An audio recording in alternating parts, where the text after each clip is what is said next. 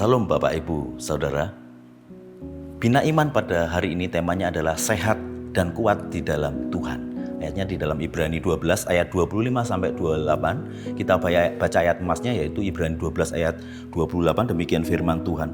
Jadi karena kita menerima kerajaan yang tidak tergoncangkan, marilah kita mengucap syukur dan beribadah kepada Allah menurut cara yang berkenan kepadanya dengan hormat dan takut.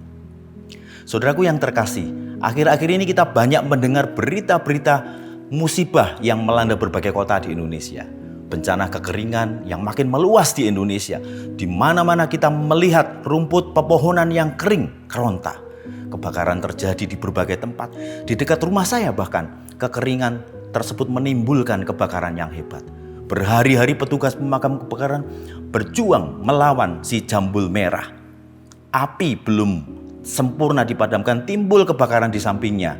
Bahkan hewan pun menjadi korban. Beberapa ekor sapi mati terpanggang. Sayang bukan saudaraku?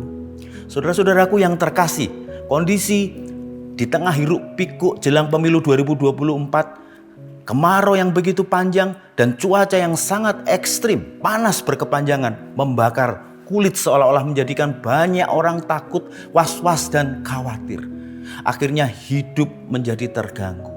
Pikiran pun menjadi terganggu, ditambah lagi dengan berbagai persoalan ekonomi. Banyak orang menjadi stres, banyak orang menjadi frustasi, hidup pun tergoncang hebat. Saudaraku yang terkasih, peristiwa alam yang ada di sekitar kita mengingatkan kita kepada firman Tuhan. Itulah tanda-tanda zaman. Firman Tuhan berkata di dalam Ibrani 12 ayat 27. Ungkapan satu kali lagi menunjuk kepada perubahan apa yang dapat diguncangkan, karena ia dijadikan supaya tinggal tetap apa yang tidak tergoncangkan. Saudaraku yang terkasih, ayat ini berbicara tentang adanya hal-hal yang dapat diguncangkan dan hal-hal yang tidak dapat diguncangkan. Apakah hal-hal yang dapat diguncangkan itu? Semua hal yang diciptakan di bumi ini dapat diguncangkan dan suatu kali nanti akan lenyap. Alam semesta dan segala kekayaan yang kita miliki di bumi ini, bahkan termasuk tubuh jasmani kita, suatu kali nanti akan lenyap. Maka selagi hidup, isilah hidupmu dengan hal-hal yang berkenan di hadapan Tuhan. Ini berbicara mengenai kronos dan kairos, yaitu waktu yang kita gunakan di hadapan Tuhan. Kronos bisa sama setiap orang, tetapi kairos berbeda. Kualitas 5 menit untuk satu orang bisa berbeda dengan kualitas 5 menit untuk orang yang lain. 5 menit yang dipergunakan oleh orang untuk duduk santai menikmati kesenangan dunia, memuaskan hawa nafsu, berbeda dengan kualitas 5 menit yang saudara dan saya pergunakan untuk melayani Tuhan, untuk bersyukur kepada Tuhan, untuk memenangkan jiwa-jiwa kepada Tuhan, untuk beribadah kepada Tuhan. Itulah kairos.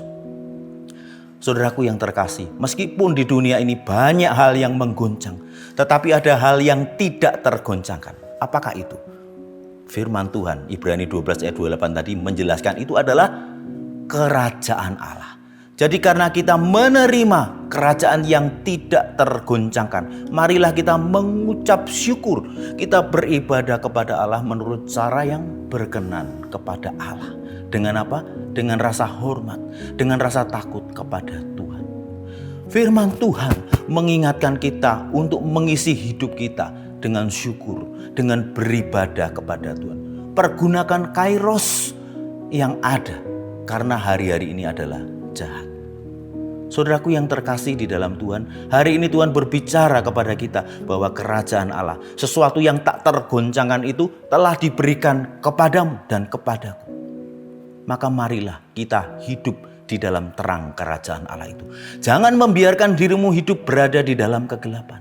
Jangan membiarkan hidupmu dikuasai oleh kegelapan, nafsu serakah, keinginan daging, dan keinginan diri yang merusak.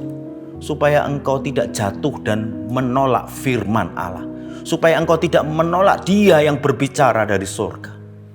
Saudaraku yang terkasih, masalah penderitaan, ancaman, bahaya, dan sebagainya bisa datang dan terjadi sewaktu-waktu tanpa kita bisa menghindari. Semuanya tidak terprediksi. Wajar bila manusia menjadi takut, tergoncang karena hidupnya dikuasai kekhawatiran. Namun sebagai orang yang percaya, kita tidak perlu takut. Dalam ketakutan dan kekhawatiran itu, kita harus tetap memandang Tuhan. Mengapa? Karena firman Tuhan berkata bahwa orang yang percaya telah menerima kerajaan yang tidak tergoncangkan.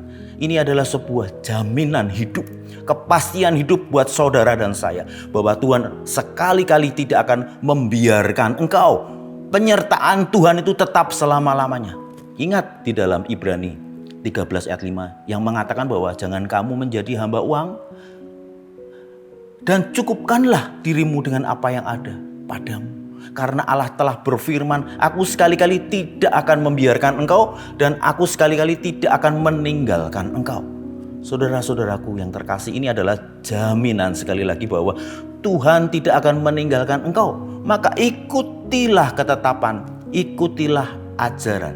Jangan kamu menjadi hamba uang. Jangan kamu menuruti keinginanmu sendiri. Saudaraku, uang adalah hal yang memang diperlukan di dalam hidup. Tetapi uang bukan segala-galanya.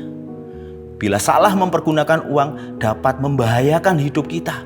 Uang bisa membuat perpecahan di dalam keluarga. Gara-gara uang suami istri bisa tidak sepaham. Hidupnya menjadi berantakan. Uang sering memicu banyak orang dalam persoalan dan perbuatan dosa. Mengapa ingin banyak uang? Umumnya orang ingin menikmati kehidupan dunia yang glamor, yang memuaskan hawa nafsu, mendapat kekuasaan dan lain sebagainya. Saudara-saudaraku, firman Tuhan mengingatkan.